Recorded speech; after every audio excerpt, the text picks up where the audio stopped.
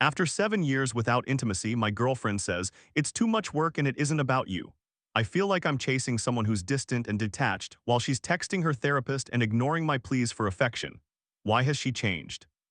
We were homeless during that entire period when we abstained from sexual intimacy.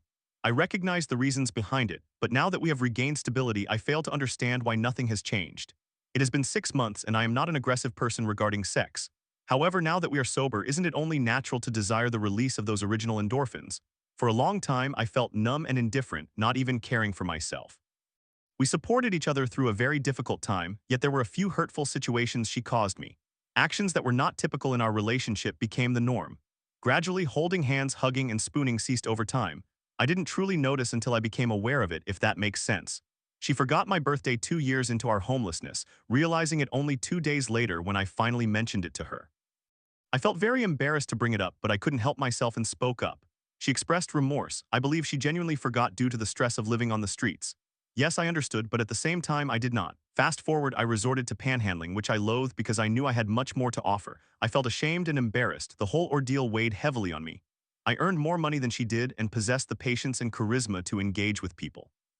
Therefore, she rarely participated. It was my responsibility. She would handle the running, which was perilous. I felt we both contributed, but my part significantly impacted my self-esteem.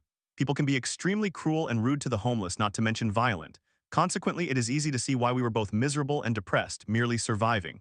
One day, she became upset with me for using the last of our supplies and abandoned me for 3 full days and nights. I genuinely believed she had more. She had previously left me alone for 12 hours, and since I was unwell, I used whatever I had for us.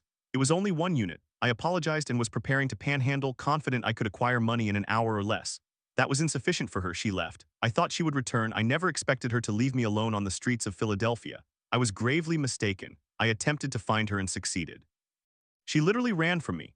I discovered that she was staying with her friend, taking showers, enjoying herself, spending money, eating, and posting adorable selfies on Facebook, living carefree and happy, while I felt utterly lost, hurt, and heartbroken, sleeping alone and mentally disoriented due to missing her so intensely. I found her again on the second day, and she assured me she would meet me at a specific time. However, that time passed with no sign of her. On the fourth day, she came to where her friend stayed, and I was by a bridge alone. He offered me companionship while I waited for her to arrive. I do not know if she came from where we had previously stayed before seeing him, but I did not believe her. She did not even hug me or apologize. She simply laid down beside me, and since it was cold, we needed body heat. I was grateful she returned and tried to overlook everything. She admitted to overreacting, and that was the end of it. Fast forward, I began to feel like a slave. Even when we were broke and I was sick, it did not matter. I had to get up and panhandle on the street before she would ever consider doing it. I was experiencing a fever, cold sweats, and vomiting. No empathy was shown towards me from her. I continued to provide for us while she often ran around, and I trusted her entirely. I believed she would not betray me, but I always feared she would leave me again. One night, she defended me when a man punched me in the face and throat. She knocked him out completely. She had warrants, so she was taken to jail. I was fortunate to have had a fake name, as I had the same warrants as her. I could not live without her. When she had left me for 3 days, I knew I could not handle a stint in jail. 4 days later, I entered rehabilitation. A month later, she was released and joined me in rehabilitation. She left after 3 days, and I followed her when I realized it. The positive aspect was that we remained on medication-assisted treatment. We engaged in other not-so-good behaviors, but we had one significant issue off our backs. Our lives and minds began to evolve slowly. I could no longer enjoy the high from cocaine, and my motivation to panhandle vanished. She became my sole reason for compliance, yet I began to reflect on us and how problematic the situation was. I craved my life back and wanted us back. Eventually, we gained admission to a recovery house, then to a private room. 6 months of living normally have passed, yet nothing has changed regarding her. I am not obsessed with sex, but I do want to feel loved and desired. If she would occasionally be affectionate or comforting, that would suffice. She is not a clingy type of girlfriend, and that is acceptable.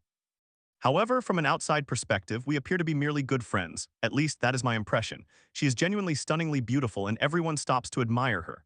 She is unaware of her beauty, which only adds to her allure. She has experienced past trauma, which may explain her lack of physical intimacy. I just remember that it was she who pursued me initially and had no issues making her moves. This leads me to question whether that is the underlying reason. I am making excuses for her. I always have, since I feel embarrassed to admit that this beautiful girlfriend of mine has not engaged in intimacy with me for nearly 7 years. I would dare not admit that to anyone in person, as it reflects poorly on me. If she were truly interested in me, desired me, and remained attracted to me, then why wouldn't she initiate any form of physical affection? I have asked her, hinted at it, and been patient while inquiring how I can assist in addressing this issue. She essentially tells me everything is fine and that she loves me. That is the extent of the conversation. She does not elaborate further, leaving me feeling as though I haven't received any answers at all. Weeks pass and still nothing. I am becoming bitter and resentful. I am miserable, and it pains me to admit that I want to make her miserable too.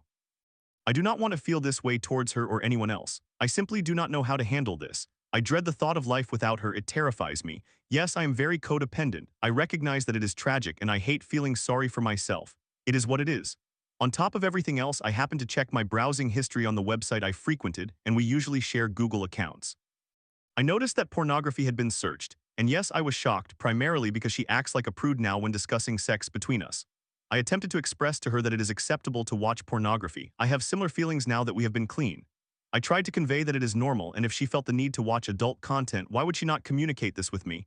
Now I understand it does not always have to involve me, and alone time is perfectly fine. However, when we have not been intimate for 6.5 years and I have been asking her why we have not, that becomes a significant issue for me. I want to experience pleasure too, and I would love to bring her happiness if I could. I felt disrespected and emotionally cheated on, which is sad. I brought it up and she exploded, claiming it was my fault we were arguing.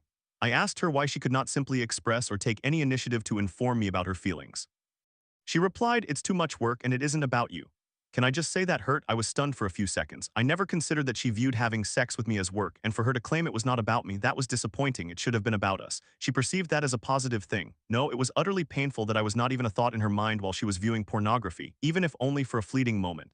Please tell me if I am being too needy. She insists I am irrational, that everything is fine. Fine, fine, fine. However, if everything is truly fine, why after 2 months of discovering that has she not even attempted to hold my hand? Let me clarify that I began to notice that every time I touched her leg, shoulder, or any part of her body, she reacted as though I had scabies or as if I was a stranger doing it. She would jump as if startled. I began to think her past trauma was the reason. Over time, it worsened to the point that even when she saw me approaching her and I touched her leg, she reacted the same way. I find it hard to believe that someone could claim to be frightened of me while seeing me clearly. I started to notice that when I lightly brushed against her, I opted not to do it altogether because it hurt my feelings significantly. I felt rejected with each occurrence, and eventually, even when going to sleep, I would walk on eggshells just to ensure I did not touch her with any part of my body. She never even noticed or missed my touch, cuddling at night or wanting to cling to her to feel her warmth. This bothered me as well. I became hyper-aware of how she responded to everything I did or said. She never responded. Anyway, back to me mentioning the pornography. She would become embarrassed and say things like, "Come on, stop talking to me right now, don't treat me like I'm some kind of sex freak," or "shhhh, be quiet, someone will probably hear you." And I would have to drop the subject, receiving no answers, only for the conversation to repeat itself. I am explicitly expressing that I want to engage in the activities we used to enjoy before substance abuse, which involves having sex, going out, or doing activities that would enhance our future together. She gives me one-word responses to questions that warrant at least a paragraph or two. It is unjust that I am perpetually trying to determine how to improve our situation. How can we cultivate a healthy sexual and loving relationship? I feel as though I am the only one truly attempting to make this work. My ideal future includes her by my side, but I am uncertain if her vision includes me. The toll this takes on my self-esteem is immense, and I find myself obsessing over it. If she were at least trying to demonstrate that she remains interested in me or even somewhat attracted to me, I wouldn't feel the need to pursue her. Why do I even feel that I am pursuing her? Well, that is what she claims, that I am bothersome and should be quiet. I have cried profusely in front of her, expressing my love for her, and her response was, "Shut the F up, I don't want to hear any of that I love you crap." I do not even receive an apology for her cruelty during these exchanges. I continually cry, and once a week I bring it up. It is a harmful cycle. Additionally, she has been using my mother's phone for about 2 months. She also acquired a laptop that she uses. In the past, we always shared the same Google accounts, but she created a new separate account for her laptop. That is her choice, I do not mind. The phone belongs to my mother, so it operates on yet another separate Google account. I felt an urge to check my mother's phone because something prompted me to do so. It is also significant to mention that we attend therapy and have separate therapists. She has never stayed long after her sessions, except for this one particular therapist. This therapist is cool, attractive, and skilled in her profession. I never felt threatened and felt no need to. However, I began to notice that she was spending a full hour in her sessions rather than the usual 5 minutes. This pleased me. I was glad she finally found someone she felt comfortable with. She also began dressing nicely and wearing makeup. I attributed that to her attempts to feel better. Then I was informed by my therapist about the nature of my relationship, including the possibility of having joint sessions. This astonished me, and I did not understand why. It seemed my therapist was aware of something I was not. I broke down and shared what had been happening with my girlfriend. I also declined the offer for joint sessions because I feared my girlfriend would have an outburst and blame me. I was genuinely scared and embarrassed more than anything. I asked my therapist why she had mentioned it and what was said, if anything at all. I did not want to believe I was significant enough to her that I would be a topic in her sessions, you know what I mean? My therapist confirmed my concerns by telling me that my girlfriend never spoke about me to her. Quite ironic, isn't it? Subsequently, I began observing their interactions. My girlfriend forgets that I can detect when she is interested in someone. I recognize the signs when she has a crush. She had to be physically interrupted for us to leave on time for a scheduled appointment. She was the one who urged me to hurry during my one-on-one time that day. I completed my session in 5 minutes yet remained waiting for her. My therapist had to knock on their door to prompt her exit. We ended up arriving late, and she claimed she had told her therapist twice that she had to leave but felt guilty about repeating herself. Why would you feel guilty about that? I then checked my mother's phone, discovering an unregistered number on the Text Now app with which she had been texting. She has been communicating with her therapist for 2 months. Her reason was that the therapist suggested texting because she was uncomfortable discussing her past trauma in person. Okay, fair enough, but not fair at the same time. I was never informed of this, and we typically discuss everything. I have my own experiences, and the only time we text is to schedule appointments or discuss court appearances, strictly professional. The therapist's side seems professional as far as I can tell, but why is my girlfriend asking her about her weekend? She hasn't asked me that in years. Her explanation for not saving the number was because it was not her phone, yet she has saved another friend's contact.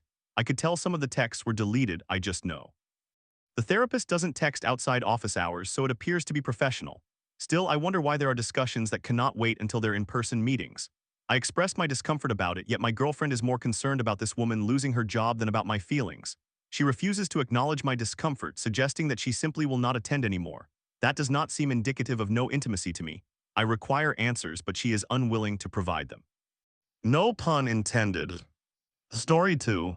Crushed on my brother's best friend, he confessed love only to ghost me after a hookup.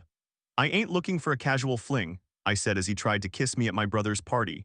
Should I reach out or let this confusing dance continue indefinitely?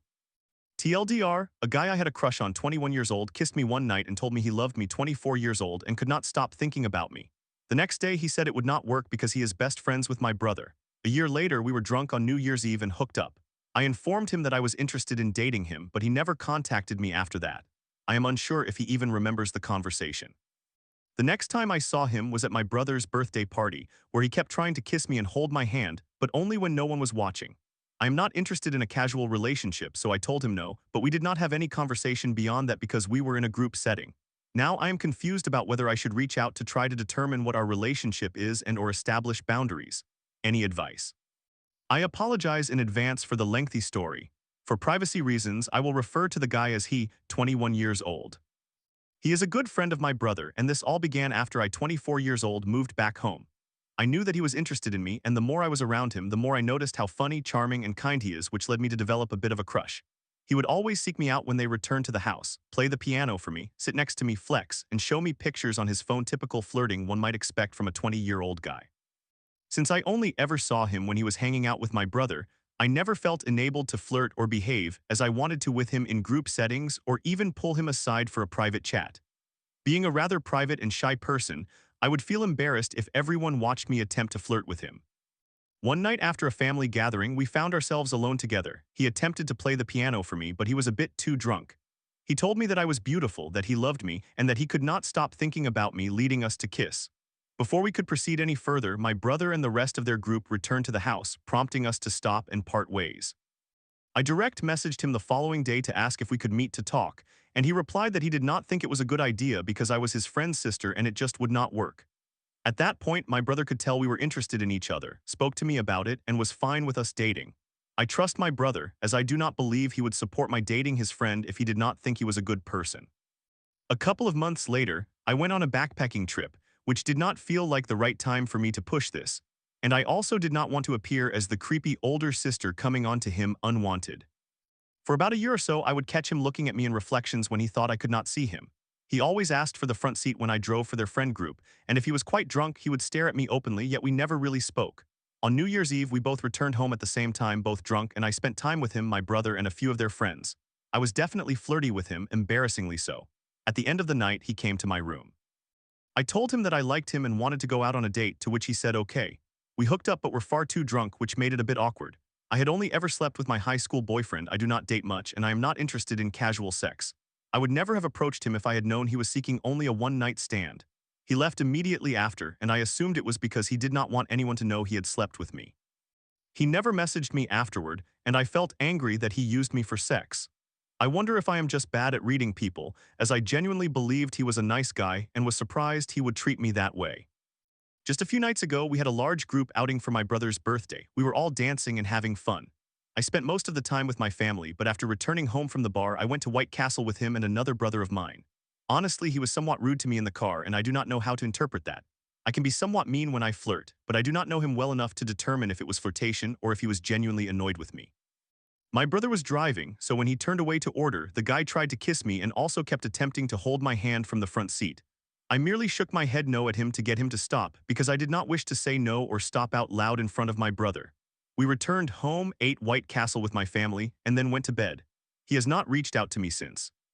Since all our interactions have taken place after one or both of us have been drinking, I often find it challenging to interpret his behavior, and I am unsure if he remembers everything that has happened.